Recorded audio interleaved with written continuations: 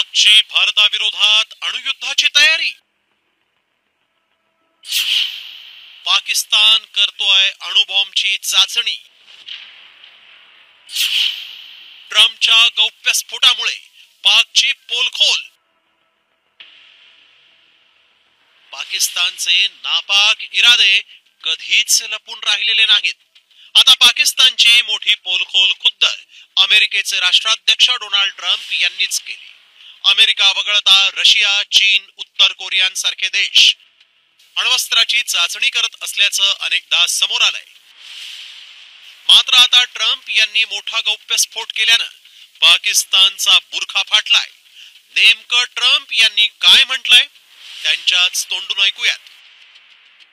Russia's testing and China's testing, but they don't talk about it. You know, we're a open society. We're different. We talk about it. We have to talk about it because otherwise you people are going to report. They don't have reporters that are going to be writing about it.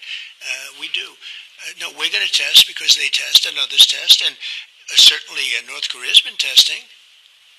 Pakistan's been testing. मुळात रशियाच्या नव्या अण्वस्त्राच्या चाचणीनंतर 30 वर्षांनी अमेरिकेच्या अण्वस्त्र परीक्षणाच्या निर्णयाबद्दल Trump यांना विचारण्यात आलं होतं. त्यावेळी उत्तर देताना बोलता बोलता ट्रम्प यांनी पाकिस्तानचे नापाक मनसुबेच जगासमोर मांडलेत. पहलगाम हल्ल्यानंतर भारत पाकिस्तानमध्ये तणाव निर्माण झाला होता. परिस्थिती अण्वस्त्र संघर्षांपर्यंत पोहोचली होती. त्यानंतर ट्रम्प यांच्या मध्यस्थीमुळे आणि भारताच्या सहिष्णू धोरणामुळे पाकला अभय देण्यात आलं. मात्र पाकिस्तानची अण्वस्त्र चाचणी भारतासाठी धोक्याची घंटा आहे.